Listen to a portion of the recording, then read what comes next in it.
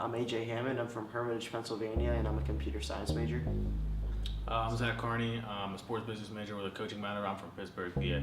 E-gaming has been a huge part of my life for the past 4 or 5 years. It's obviously the textbook definition would be playing video games competitively on a team against other people. But it's something that has allowed me to meet new people, not just being a competitor, but being a fan of the whole e-gaming scene, being fans of different teams, and meeting like-minded people that just have a love for the game. E-gaming to me is the future.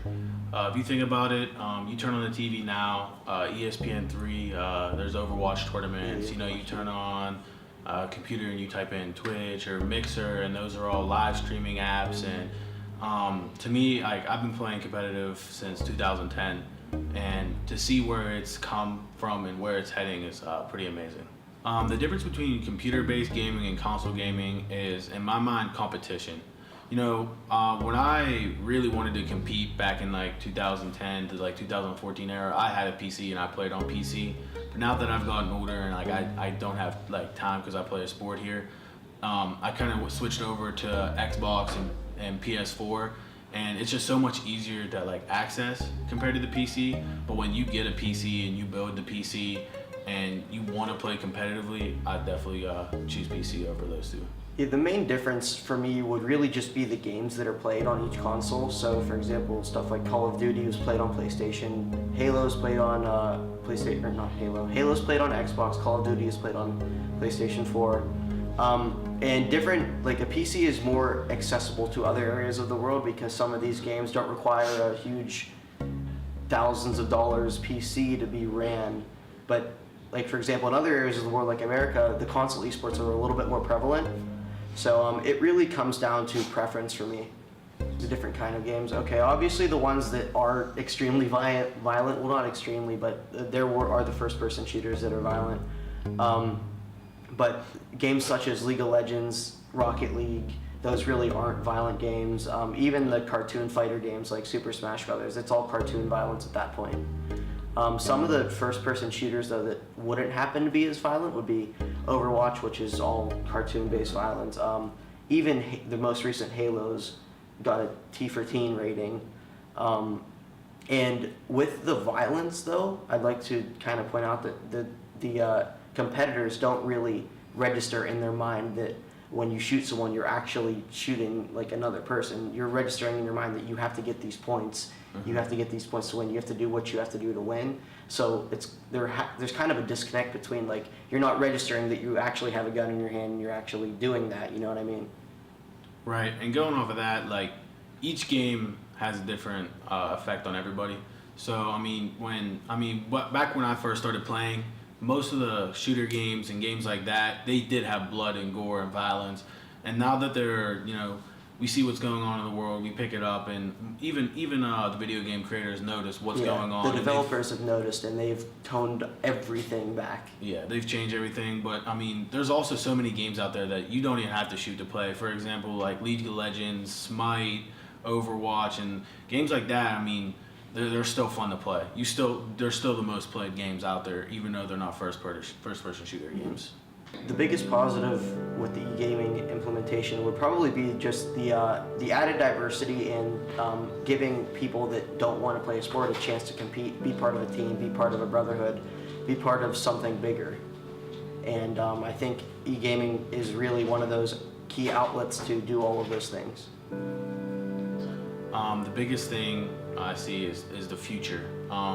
Like I said earlier, I see this taking off tremendously like it has since 2010. And with it increasing, I see more young kids wanting to do it.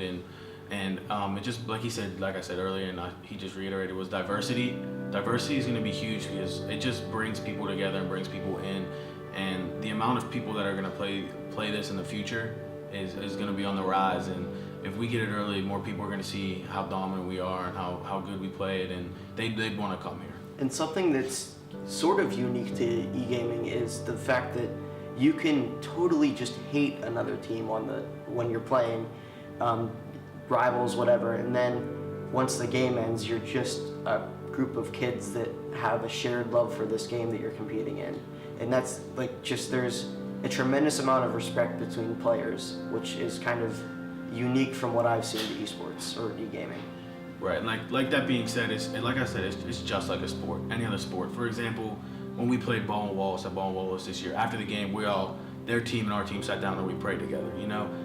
It's more than a game on when you're playing, but then after, you're just a normal kid going back to doing whatever you do. So I think it's a good idea that Mount Union's adding e-gaming. Yes. The biggest thing in e-gaming, that most people don't think about is diversity. When you pick up the controller, it doesn't matter. It's just like playing a sport. You pick up the controller, you don't care who's to the left of you or to the right of you or who's on your team. You want to win and compete. And when you think of Mount Union sports, you think of competing. This year in OAC play, Mount Union is probably the most dominant sport, and most dominant college and university in their respective sports in OAC. And if Mount gets this, it's hopping on the bandwagon early. And it's just gonna take off, and Mount Union sports can then be again dominant in e-gaming as well. Yeah, that's the plan.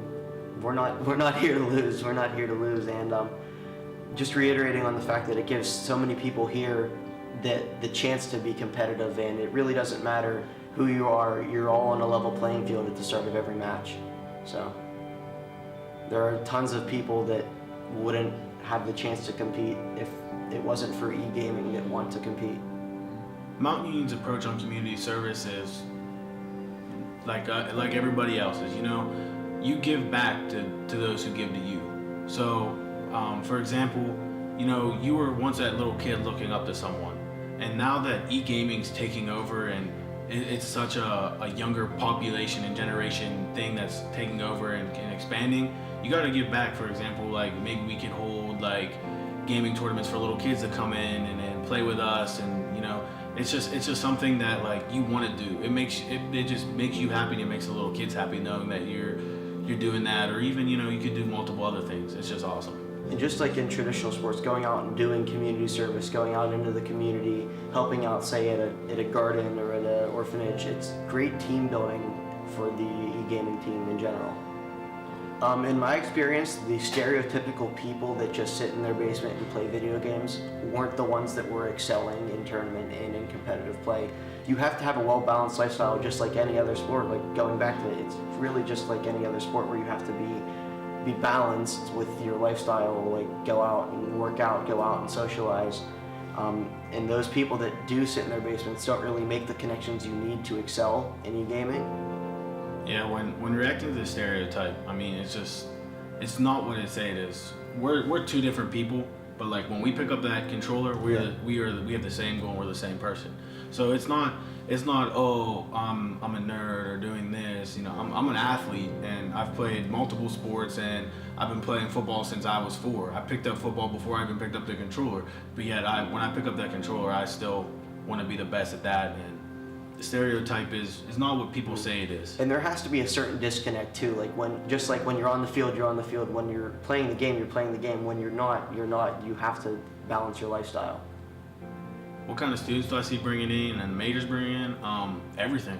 Wide variety. Like I said, I'm a sports business major, and I think you said you're a computer science. Well, obviously you're going to have the computer science majors. You're going to have the computer-based majors, but also some of the management majors, some of the sports management majors, sports business.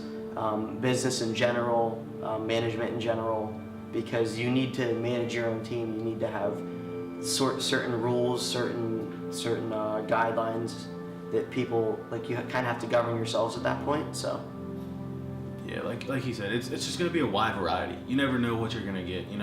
For like when you're recruiting, you get people from Florida, Canada, Alaska, wherever you want, but like whatever they want to do in life, And I know there are tons and tons of people that want to go to college to do this. They want to go to a college that has, first and foremost, a good education, and second off, an e-gaming program. And so I know that there will be students that are interested. And people from every walk of life are able to come and play these games. Yeah. And that's one of the cool things about esports, is how it brings everyone from everywhere together. And you hear stories about sports saving people's lives and taking them away from where they were in their past life, and I think e-gaming does that as well. Yeah, people's lives have been changed, and it's just not talked about a lot because we just don't see it as much. But now that it's on the rise, you'll see it a lot more, and people talking about it a lot more. And Twitch and Mixer, I've talked about it earlier. It's just live streams for people to go to other people's channels and watch them play, and that's huge too because people go on there and they like to interact with other people, and that's a great way to interact and talk to people. And I know people love that as well. So it's just good. It's awesome to see where it's come. Like I said, I turned on the TV 3 weeks ago and tuned into the ESPN 3, and there was an Overwatch tournament. 10 years ago, you would have never seen that. Yeah, That'd have been unheard of. E-gaming has taken leaps and bounds over the past couple of years. It's now a multi-million-dollar industry. So yeah, I just did a project for my marketing class earlier this morning on the gaming industry. The gaming industry produced $110 billion last year. To put that in perspective, the NFL is worth, I think, $147 billion, and the NBA is worth $143 billion. And when you think about gaming industries, it's very low key, but then it's one of the most profitable. There's only, and they said by 2022, there's only going to be 3 industries that make more money than the gaming, and it was music, TV, and sports. So that's pretty amazing to see how much it's risen from nothing.